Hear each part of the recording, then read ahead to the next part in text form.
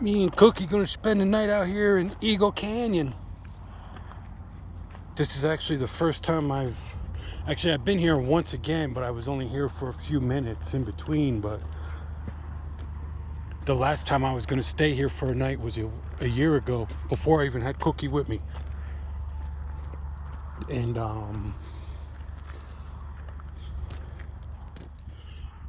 there's this guy, I know I'm gonna screw his last name up, Dave Politis. I think that's right. He does this thing, Missing 411. And I've watched some of them, and I've always wondered how people can get lost so easily. And I almost got lost here. You can see these big lights. You can see these big lights from anywhere inside here. And you can see how open this all is. And the thing that's crazy about it is I got lost in this right here. This is where I got lost. It was sundown, and by the time I got out of this, it was dark. It was dark out by the time I got out of here. And like I said, you can see these lights. There's a outhouse right there. I mean, you can see everything through here, but I couldn't see none of it. I couldn't find none of it that night. And the whole thing started because I came here to take pictures of the sunset, and I wound up hiking across to that point right there. Right there is where I hiked across to. It's actually really easy to get there. I'm going to show you how you get there. But I just went across to do some pictures of the sunset. I've actually still got them pictures. I actually use them as color palettes. Got some really cool colors that night, so I use them as color palettes. But I'm going to go right over here on this point. I'm going to show you how close that really is. But what happened was I went over there and I got my pictures, and then I walked to the other side of it. It's a narrow spot. It's only, if it's 150 feet wide, I mean, it's monstrous. I don't even think it's that wide. I think it might not even be 100 foot wide. But I went across and I took my pictures of the got my pictures of the sunset. And I wanted to get some pictures of the canyon on the other side. This way, Cookie. And when I went across and I was getting pictures of the other side, something caught my eye, something big. And I don't know what it was. I had an experience when I was a kid with my father and my uncle. I've shared that story. It's actually on my YouTube. That was over 30 years ago. And I don't care what anyone says. I know what the hell I saw that night. My uncle knows what we saw that night. My uncle left the state because of what we saw that night. My dad, he never denied that. He never denied what we saw, but he would say that he wasn't sure of what we saw also. So, he didn't flat out deny it, but he didn't really want to accept it either. And the funny thing is that that's not the first experience my dad had with let's be honest, with a Bigfoot sighting down at the Wanacue Reservoir when he was younger. He saw one also with my Uncle John while they were out on their motorcycles. And on this night with my Uncle Harry and my dad, we saw a family of 3, and we actually had more than 3 there with us at the Neversink Reservoir, Neversink, New York.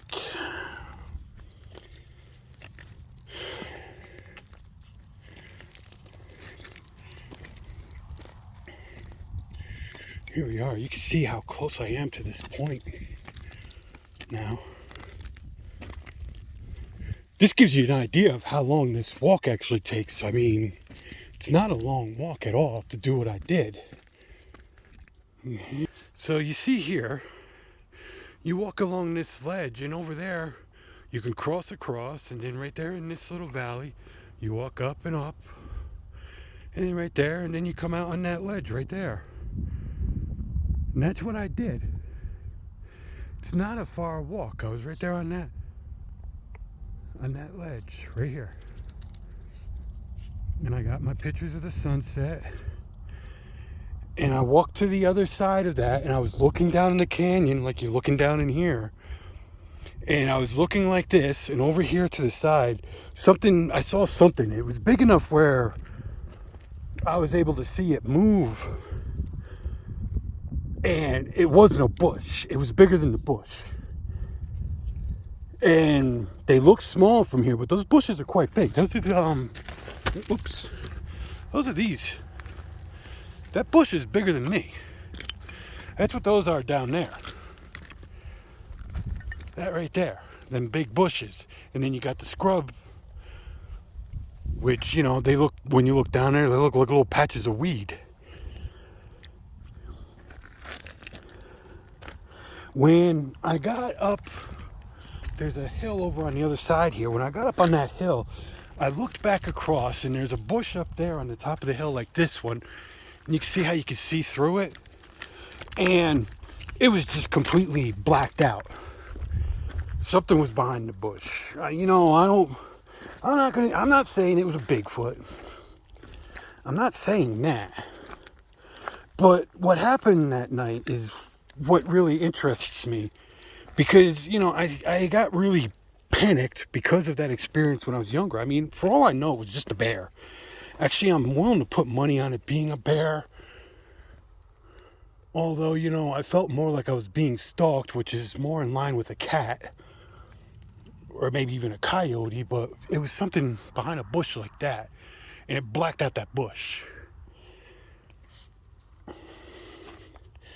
But, this way, Cookie. But, I got back up in here. Here, we'll go this way so I can show you. And I got lost in here. And this is where I got lost.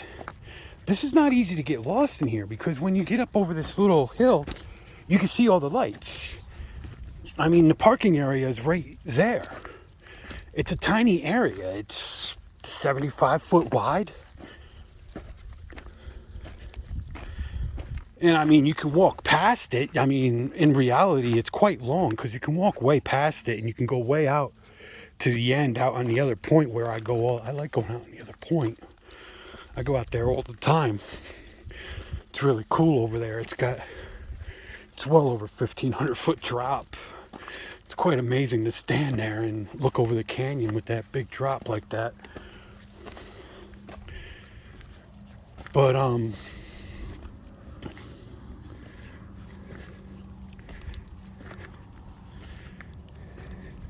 here, and see, you can see the lights. I mean, you can't miss the lights. They're all over. And you can see how open this all is. But when I was in here that night, these trees were on top of me. I couldn't find my way out of here.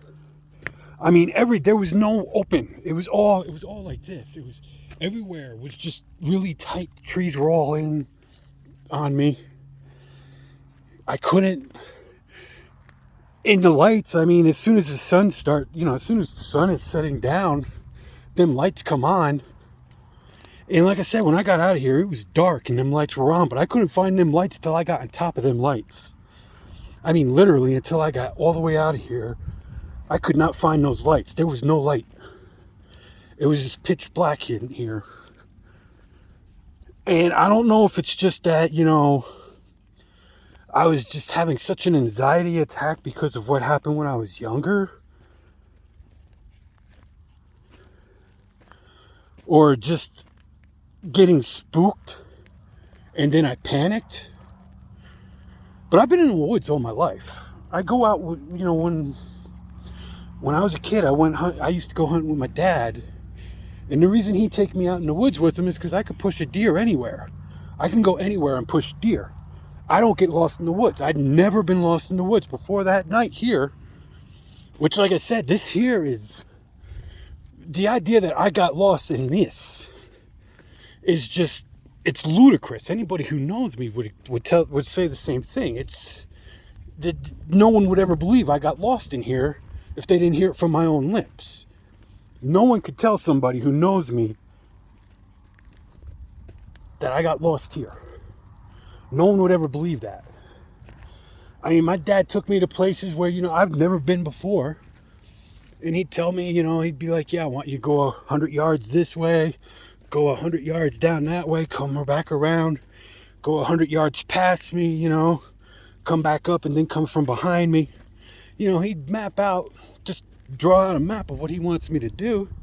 And I'd go out in the woods and I'd walk a perfect circle and I'd come up right behind him. And I'm talking in woods where I've never been before. So, it's not like I get lost easily. And I got lost in this. I mean, it's not thick. And it's just crazy. And it makes me wonder if that's what happens with a lot of these people, that they get lost in the woods. Something happens and they panic. And just this veil goes over everything. Like I said, these lights, look at all these lights. All these lights are here. And then there's lights down there on the other end too. And then the highway's right there on the other side of these bushes is the highway. I didn't even hear any traffic while I was lost. There was no traffic. There was nothing. And it was just really...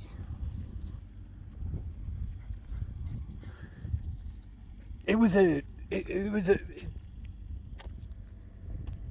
crazy experience. And it's not something I ever expected to experience. And I come out here in the canyons all the time. I mean, that's why, I'm decided I'm going to stay here tonight, because I drive a truck for a living. And in the truck, these canyons are one of the only places I get to where I can get out of the truck. I can just sometimes I walk 2-3 miles away from my truck. I can go for miles out here and just hike and enjoy it. And it's someplace I can get with the truck. And I just don't want to, when I had that experience when I was a kid, it really changed all my habits of how I fished. There were places where I used to go trout fishing that, you'd have to go, 3-4 miles out into the woods on little tiny creeks and, just deep woods to go trout fishing back in there. And most of them places I never went again, because I didn't want to be back out there after that night. And did even night fishing. I never went night fishing by myself again after that. I never went night fishing by myself after that. Nowhere. I tried to go camping a couple times by myself. I was never able to go camping by myself again after that. It just changed everything about my life, that one night experience with my father and my uncle. So I'm not willing to fall back in that trap again. I mean, I've been out here in the canyons, it's just I haven't been back here. I want to come out here in the morning and get some pictures of the sunrise. Going to be some really good pictures for the sunrise here.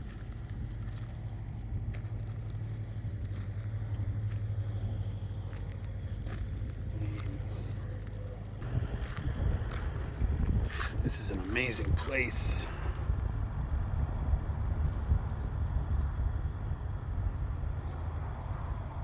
So we'll get some really good sunrise pictures tomorrow. But yeah.